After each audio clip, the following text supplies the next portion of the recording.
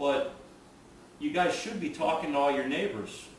Try and get them involved, even if it's just to have the barbecues and see what you guys are doing. It doesn't take much. I mean, everybody loves to talk deer. We could sit here and bullshit all night about deer, and everybody's going to have stories about the giants that never existed. Or the ones that you shoot and hit a tree. Yeah, right. Yeah, that's a good trophy.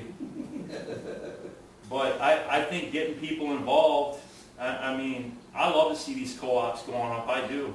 I mean, I didn't necessarily have a co-op on my farm in Iowa, but I had some hell of a great neighbors. I mean, when I severed my leg on my farm, my neighbors stepped up and took care of my farm for me. I didn't even have to ask. It was unbelievable. But it was like a family, our co-op.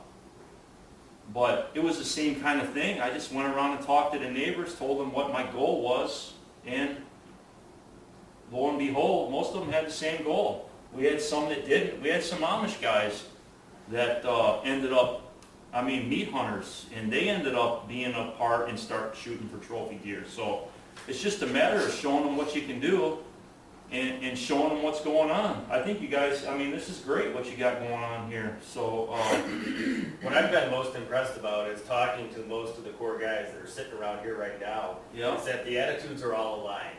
None That's of us right. are looking to tell other people what to shoot or what to do. Yep. It's just about sharing information, That's communicating, sharing pictures. I And agree. you and I talked a lot about that, the importance of trust and communication. That's right. That's right. That, like, the last co-op that I belonged to down here in Lenawee County, guys, we got, all our properties are connected, and you'd have 2 or 3 guys that never had any big bucks on their property. They're running cameras just like all of us, and surely they had pictures of this deer, even though they said they weren't. You know what I mean? The deer, I did not keep this deer on 18 acres. They had pictures of this deer. But every time we have a co-op meeting, they never had any big deer on their property. We knew who they were. But that's exactly it right there, is trust and communication. You got to share. You can't be, if you want it to work, you definitely have to share. You got to show the pictures. The best thing you guys can do is share the pictures you have, so you can decide as a group what's a shooter and what's not a shooter. Because if you got a buck you want to be off limits because you think he's a young deer and he has great potential, chances are you might let him pass if you know all your neighbors are going to let him pass. So it's better to share the pictures and you guys decide as a group what your goal is. But